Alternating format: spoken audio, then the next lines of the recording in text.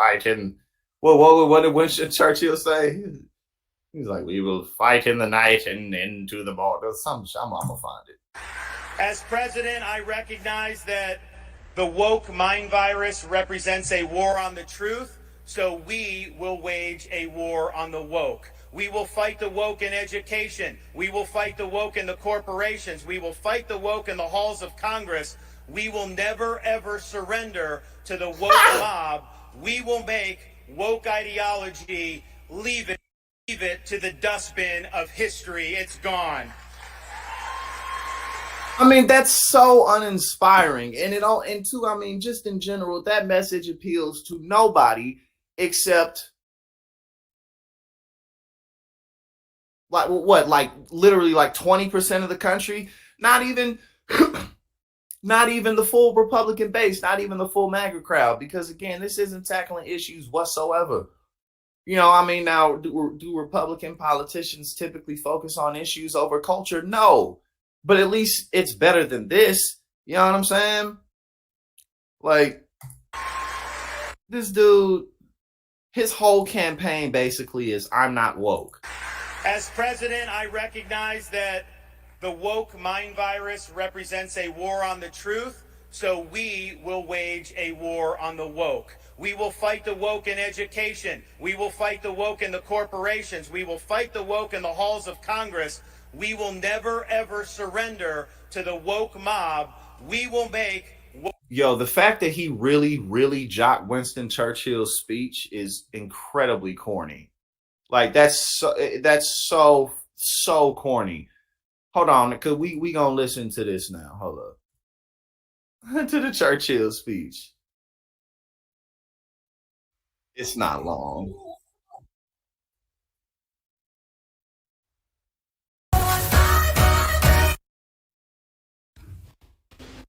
When Napoleon lay at Boulogne for a year with his flat-bottomed boats and his grand army, he was told by someone, there are bitter weeds in England. There are certainly a great many more of them since the British Expeditionary Force returned. He was probably drunk as hell when he gave this speech. Winston Churchill was a drunk. Sir, I have myself full confidence that if all do their duty, if nothing is neglected, and if the best arrangements are made, as they are being made, we shall prove ourselves once more able to defend our island home, to ride out the storm of war, and to outlive the menace of tyranny, if necessary for years, if necessary alone. At any rate, that is what we are going to try to do. That is the resolve of His Majesty's government. Bro, he was definitely drunk. Oh my God, listen to how much he's slurring his words. Every man of them. That is the will of Parliament and the nation. The British Empire and the French Republic, linked together in their cause and in their need, will defend to the death their native soil, aiding each other like good comrades to the utmost of their strength. We shall go on to the end. We shall fight in France. We shall fight on the seas and oceans. We shall fight with growing confidence and growing strength in the air. We shall defend our island, whatever the cost may be. We shall fight on the beaches. We shall fight on the landing grounds. We shall fight in the fields and in the streets. We shall fight in the hills. We shall never surrender. And if, which I do not for a moment believe, this island or a large part of it was subjugated and starving, then our empire beyond the seas, armed and guarded by the British fleet, would carry on the struggle until, in God's good time, the new world, with all its power and might, steps forth to the rescue and the liberation of the old. He really, really did jock that speech. But again, it's like, bro, you're just running for president, and he's so bad at this. But there's not much reason to complain. Let's not complain too much. But yeah, that's funny. This dude really He got slammed for I want to go down. There we go. He got slammed for jocking Trump. So now I'm gonna do Winston Churchill instead.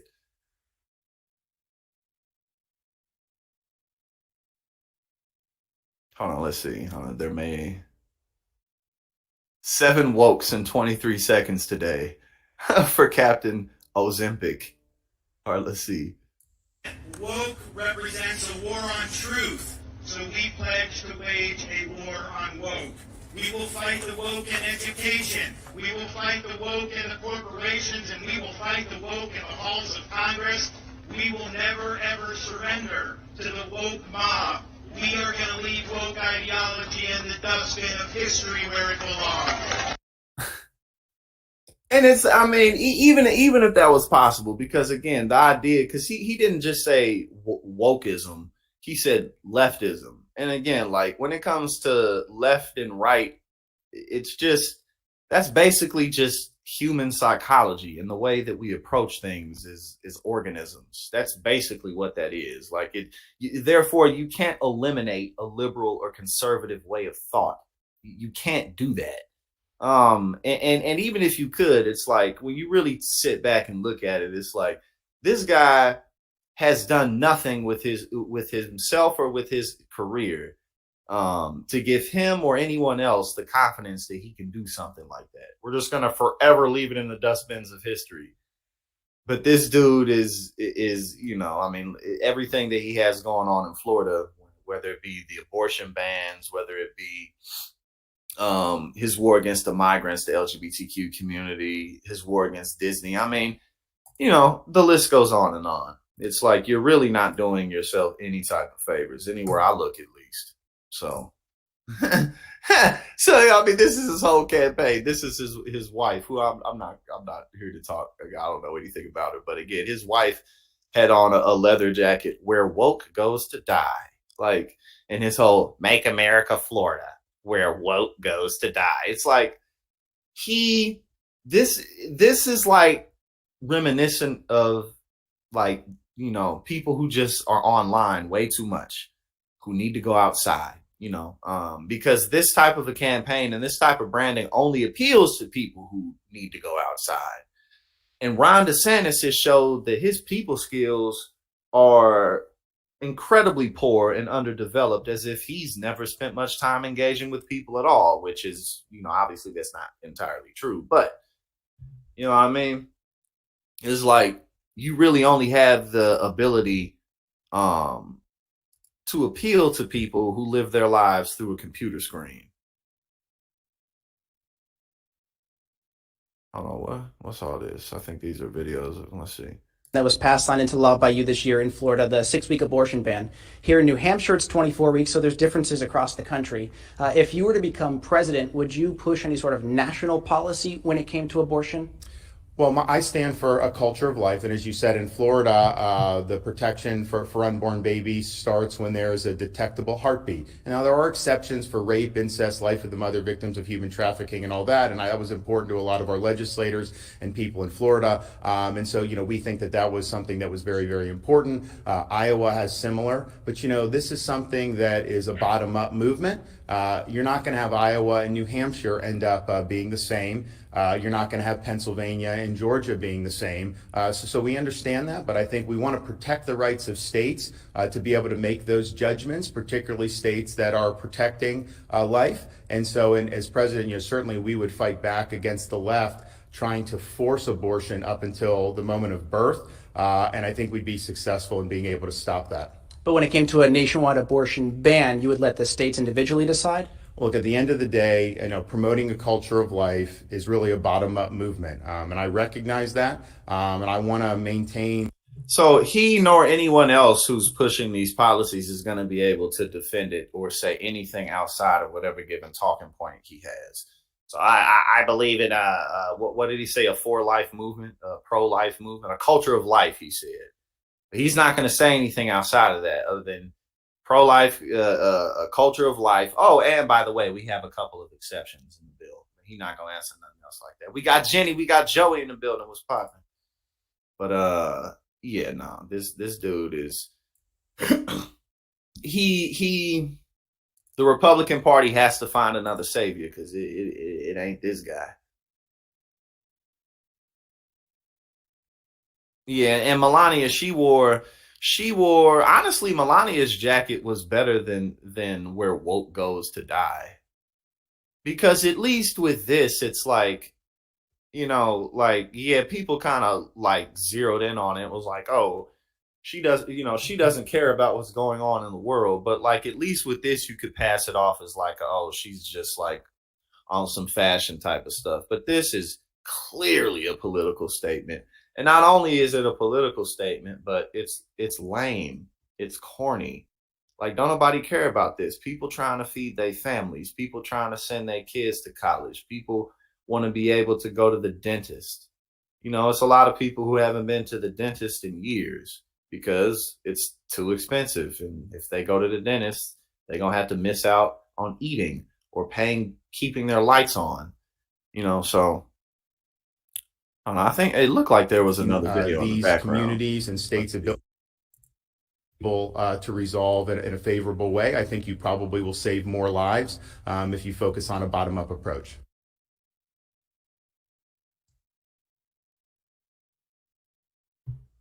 Hold on. Why did it do all that? It doesn't just play the video here. My bad, y'all. It opened to another page, but I'm trying to just get it to play. After the advertisement.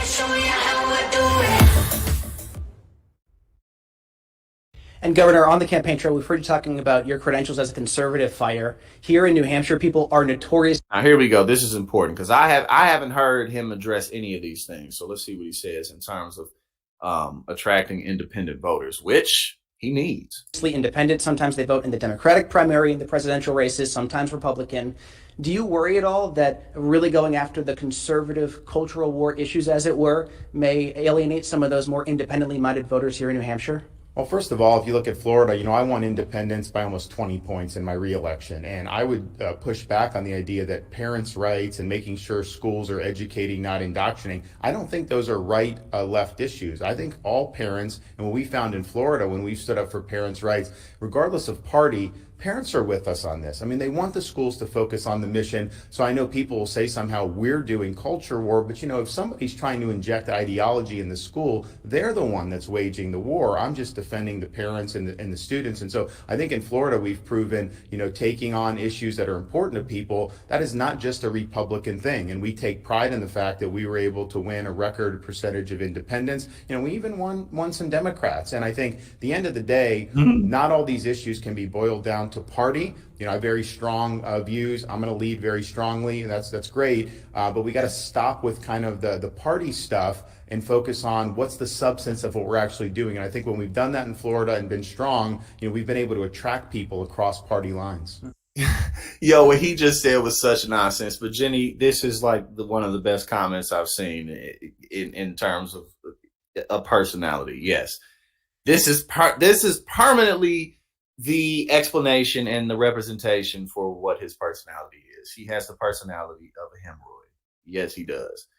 Now, but other than that, basically what the reporter asked him clearly, how are you going to appeal to independence? And he said, well, I don't. Basically what he said was he's going to go forward with his agenda no matter what. Him saying that, oh, well, when you really look at what we've done in Florida, it's actually pretty popular. You just take the party lines out of it. Like, no, what you're doing in Florida is not popular. And it's even less popular outside of the state with people who are looking at you. So your answer just reflected that you're not in tune with any of that. Like, what do independents want? He started talking about his war on books and with teachers. Again, what do people generally want? Things like healthcare, better education, higher wages, lower cost of living, stuff like that. That's what's going to get independents and swing voters. And the fact that he didn't say anything about that whatsoever, he sucks at this, like really bad. The war on wokeness, Ron DeSantis. There we go. We got a little bit more on DeSantis. Man, my allergies are My allergies are getting kicked up. Let's see. Let's see this. We got two more on DeSantis. Hold up. Get this files off. Ron DeSantis finally asked to define woke at Iowa campaign stop. What does he say? The former president said he doesn't like to use the word woke. Communism. He said he doesn't like to use woke because people don't know what it means. That's obviously been a big part of your messaging. What do you say to that? Look, we know what woke is. It's a form of cultural Marxism. It's about putting merit and achievement behind identity politics, and it's basically a war on the truth.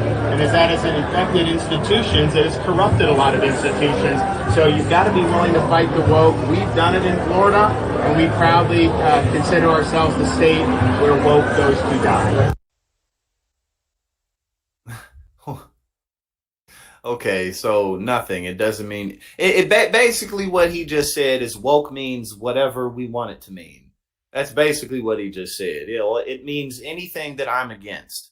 That's all he said.